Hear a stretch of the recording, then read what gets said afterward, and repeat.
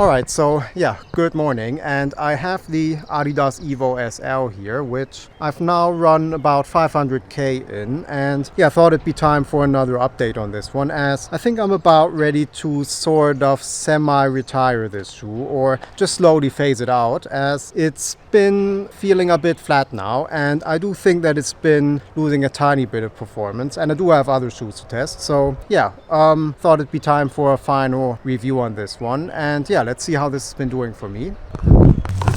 Descente du côté droit dans le sens de la marche.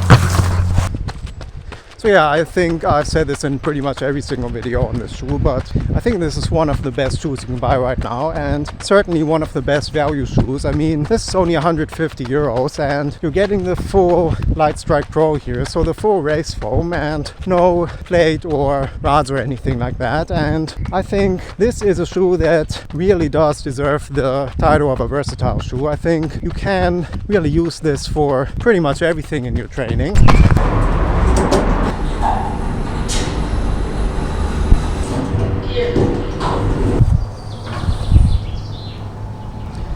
Yeah, I think at this point here, at 500k, I just have to say that I've never had a bad run in this. I've never had a run where I felt like this was boring or this was not fun. And you know, there are some shoes that are fun, like the Pegasus Premium, but they're not good value and not very versatile. And you know, whatever the plan says, I can pick this for pretty much every run. And I mean, I really am ready to conclude that this is probably one of the best shoes ever made.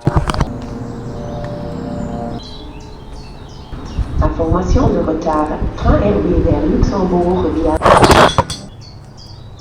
So something you hear quite a lot about the Evo SL is that the fit on this is quite sloppy, and I mean, I wouldn't call it sloppy, but it is quite a bit wider and more spacious than what you might be used to in Adizero shoes. Especially up front here, you do have quite a bit more wiggle room for your toes, but yeah, it's never been a particular issue for me, but I do think that a slightly less volume last on this would probably have been better and just would help maybe to keep you feel a bit more locked into this, and might help with the stability as well. Just, yeah, being a bit more connected to this midsole here, that I think would have been better.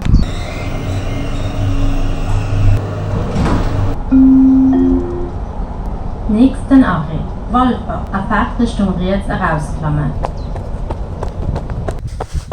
So this is the now old school Lightstrike Pro, so it's not the same stuff we get in the Pro 4 and the Adios 9. It is a bit firmer than that, but really in this high stack here, this is a very soft shoe, and you know, I think this just strikes a nice balance of feeling very protective and having quite a bit of squish underfoot, but you still get just such a bouncy ride here and so spring-like, and it really feels bouncy at any pace. And yeah, just such a great choice here. And I mean, having this kind of foam in a training shoe with no carrier is just, yeah, actually quite unique and something we don't really get in other shoes.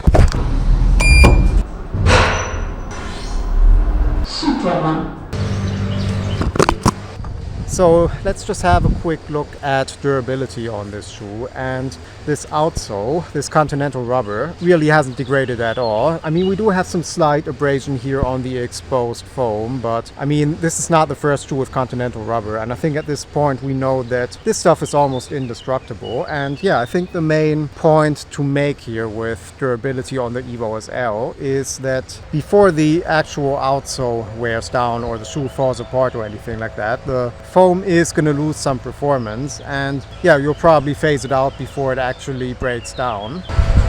So just in terms of performance, well, I do think at 500k now this thing is beginning to degrade just a little bit.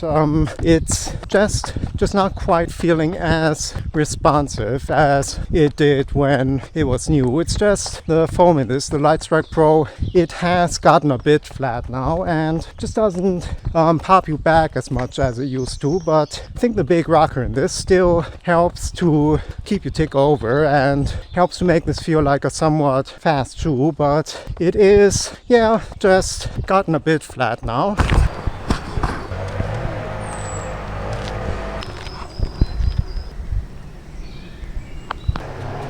Descente du côté droit dans le sens de la marche. Now, don't get me wrong, this shoe still feels good, and it's not like this foam is completely collapsed or anything like that. It's just, it has lost a bit of performance. It's just not quite as good as it was, and I think the main thing here is just that there's just so many other shoes that I want to rack up mileage in, and I think I've gotten a pretty good grip of this one now. So yeah, I think that's really the main reason here, and it's not like I'm going to throw this away or something like that. I am going to keep using this for the occasional easy run when I feel like it, but yeah, it's just not going to be like a main part of my shoe rotation anymore. Doit aller entrer en cage de frein et aller vers Midsole. Yeah, in a way, this is like the one truly versatile trainer that you can even race in if you wanted to, that Adidas doesn't really have otherwise. I mean, the Boston 13, it's, for a start, it's considerably heavier. It's 235 grams, where this is only 198. So yeah, it's a considerable difference there. And yeah, Boston is just firmer and less responsive and less fun than this. And in a way, I think this Evo SL is, it's almost like what the Boston should have been. Prochain arrêt, le Delange.